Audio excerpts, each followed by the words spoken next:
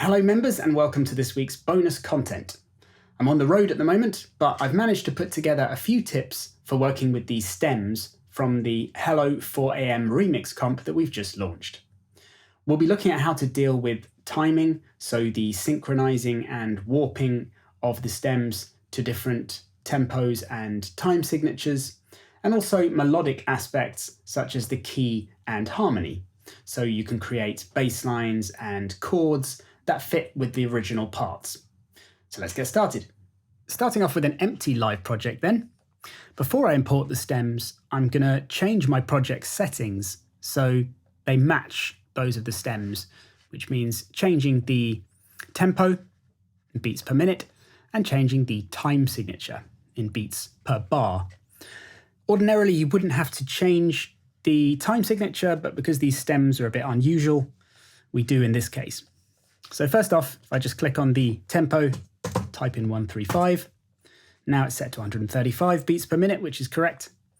And secondly, if I just click on the first number in the time signature and just drag downwards to change it to 3/4, now we got 3 beats per bar. It's classic kind of waltz tempo that you may never have worked in. It's fairly unlikely you've worked at this time signature. It's quite rare in electronic music. But now you can hear if I turn on the metronome,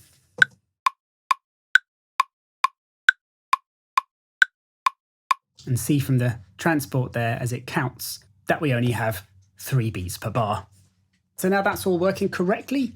Let's go over to the browser here and find the stems folder.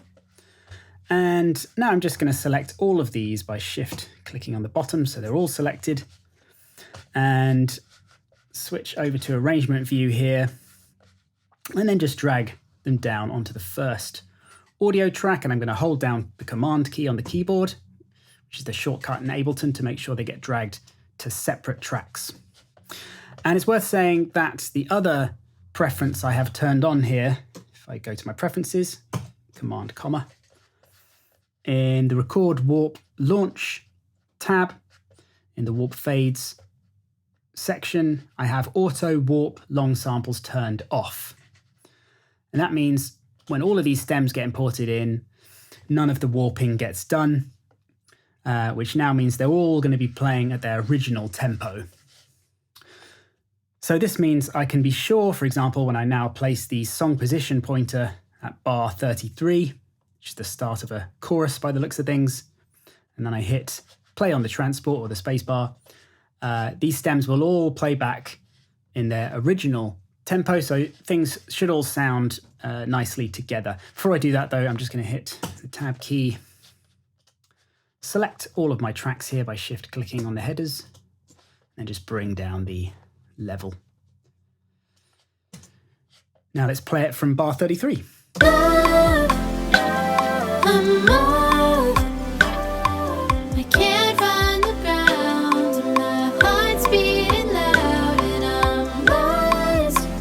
So there you go, that was 8 bars there of the chorus, and you can hear everything syncing up correctly. And as I've kept all the levels at their respective levels there, just by bringing them all down by nearly 12 dB, you can actually hear the levels that they've been mixed at basically in the original song. So the stems aren't normalized or anything, they've stayed at their respective levels. So it allows you to very quickly set the levels to match those of the original should you want to do that. Now the next step I might carry out now, just to make life easier for myself, no matter how I was working, is just to make sure all of these stems are the right, or rather a regular number of bars. So they're not sort of just slightly over 177 bars, which it looks like at the moment. If I zoom in here, some of them are even a little bit longer, only a bit. Turns out they're pretty much all 177 bars long exactly. However, because this last bar here is outside of a sort of 4 or 8 bar section, as you can see here as we zoom out, you can see we've got a 16 bar section, the last one going from here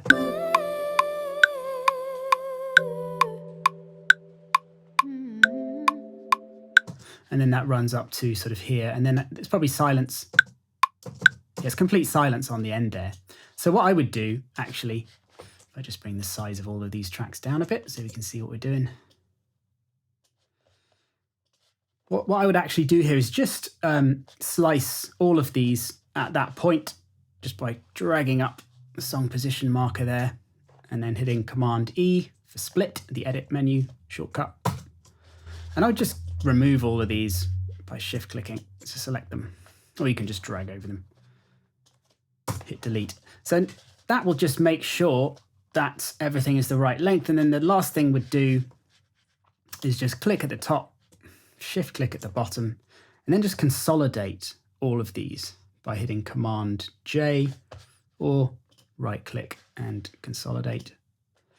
And because none of them are warped, it's not going to degrade the quality or anything like that, but it's going to make sure that all of our stems are a kind of regular number of bars, which is going to be pretty useful if we're working at a different tempo and time signature, because we're going to know exactly how many bars all of our stems need to be. So now that's done. If I double click here, you can see they're all warped now. If you were staying at this tempo, you'd just turn warp off on all of them to make sure the quality was right. If you were moving to a different tempo, then you'd want to keep warping turned on for all of them. You might want to set it to complex to up the quality. And now I know if I change it to a slower tempo,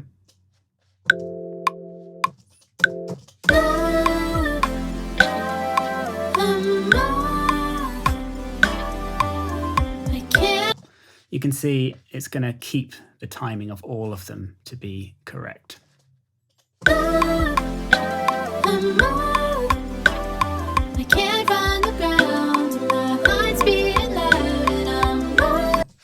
So now I know that everything's going to be nice and easy to work with. Everything's going to be locked into my project. And if I was staying at 3/4 time, then everything's going to be working exactly the way I want it to be now. And you're perfectly within your rights to do that. You might find it quite challenging in a lot of genres though. So I'd say it's much more common that you're going to want to convert all of this to 4/4 time. So next we'll look at that. So let's look at converting all of this to a 4/4 project then. So the way I'm going to do that is, firstly, if you remember here that we're looking at 176 bars in total. So it goes up to 177. So knowing that it's 176 bars long, if we now change the project to 4/4, you can see suddenly the number of bars jumps down because it keeps the, I'll just set it back to 135 as well, actually. It keeps the number of beats constant, of course, but now there's one beat more every bar, so the number of bars goes down. If we want to now make this match, which means we need to make it 176 bars long again, I can do this with all of the clips at the same time by clicking, double clicking, and then clicking on one so it's selected, moving down to the bottom, shift clicking. And now all we need to do is change the settings of all the clips so they are the right number of bars.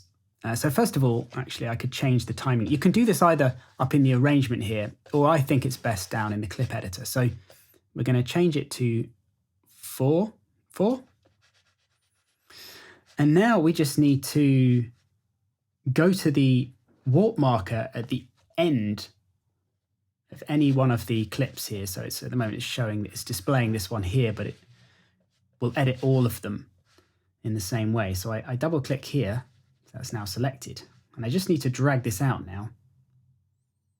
So it goes up to 177. That is literally all there is to it. And now if I come back up to the arrangement section and I trim them all out, so they're up to 177, you can see they only go up to that far now. And they're all warped to complex mode still. So that is it. That's all you have to do. And now you can see, once again, bar 33 here is lining up with the start of the chorus. Only now when we play it, we'll hear 4 beats per bar. I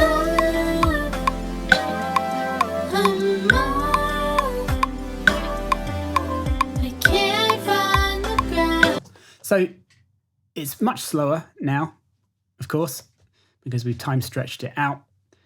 And if we turn off the drums, then it should sound a little better because the drums are playing in that triplet time. Some of the melodic sounds like the guitar also, I think, are playing in a triplet time. Bang, bang, boom. So they were playing on 3 per beat. And that might sound okay, but if I let's remove just the percussion and drums first. So take out the drums track, take out the percussion track, hear how that sounds now. Somewhere with you, somewhere with you. So it's sounding okay, it's just sounding very time stretched. And if we were to take out the guitar or anything that was playing in a triplet pattern, now there's nothing really to link it back to the fact that it's in triplet time, because everything is sort of playing at the start of every bar. So you can see these chords kind of coming in here or halfway through. Let's have a listen.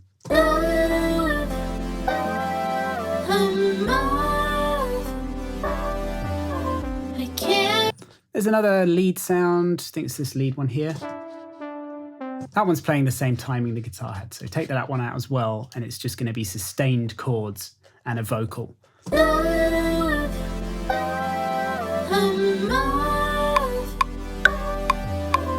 can't find the ground, my heart's beating loud and I'm lost. There you go. So let's simplify things down a little bit. I'm just going to get rid of some of the tracks here. In fact, I'll get rid of everything apart from the main vocal wet and maybe the glassy chords, just so we can keep it really simple.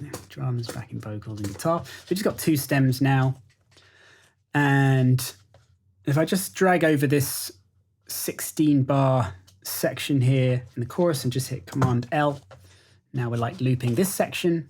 Let's just play that bit.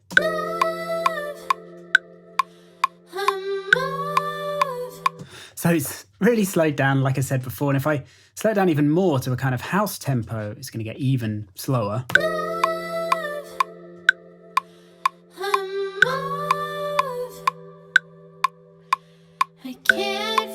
So really, really slow. So what you're probably going to want to do is speed it up.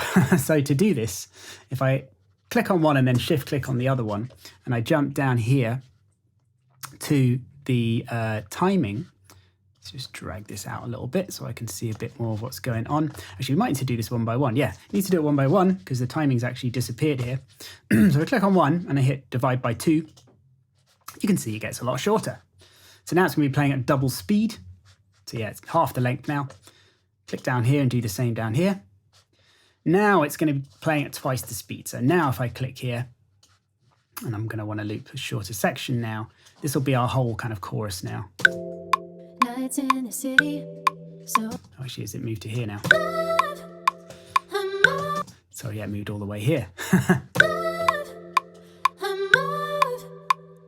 can't find the ground and my heart's beating loud and I'm lost. Probably going to be a better tempo to work at. And I've got in Loop Cloud now this house drum beat. So if I just play that along with it so you can hear how it sounds.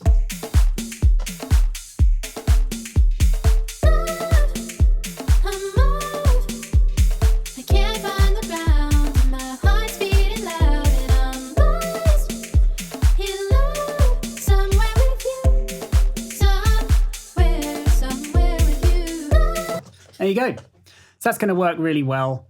Now, of course, if I was speeding it up to drum and bass kind of speed,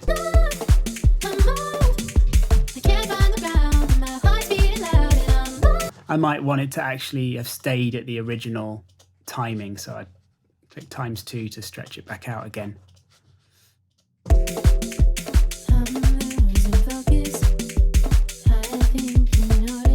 Yeah, so depending on what kind of a tempo you're working at there, you might need to times or divide it by 2 to make it, twice as fast or half as fast. So there you go. That's kind of a pretty thorough guide to working with the stems at different tempos and time signatures, and the sorts of things you need to do to make sure everything is playing in time. And as you can hear, it's going to convert really easily to 4/4 with only the drum tracks and a couple of the sort of melodic sounds giving a nod to the original 3/4 timing.